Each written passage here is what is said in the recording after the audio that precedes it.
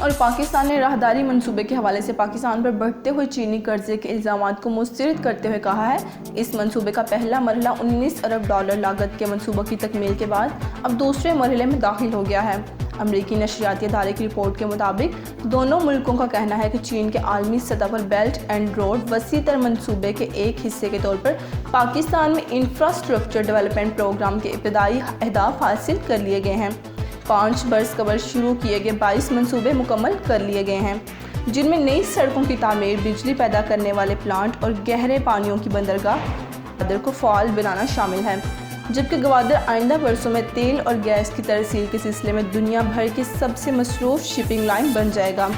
پاکستان چین راہداری منصوبے کے ذریعے خشکی میں گھرے چین کے مغربی علاقوں کو گوادر کے ذریعے بین الاقوامی منڈیوں تک رسائی کا سب سے چھوٹا اور محفوظ راستہ میسر ہو جائے گا۔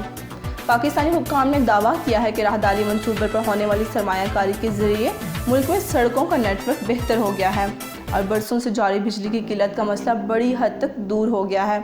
انہوں نے اس خیال کو یکسر مسترد کر دیا ہے کہ راہداری منصوبہ ہی پاکستان کو درپیش بڑھتے ہوئے بیرونی قرضے کی وجہ بنا ہے۔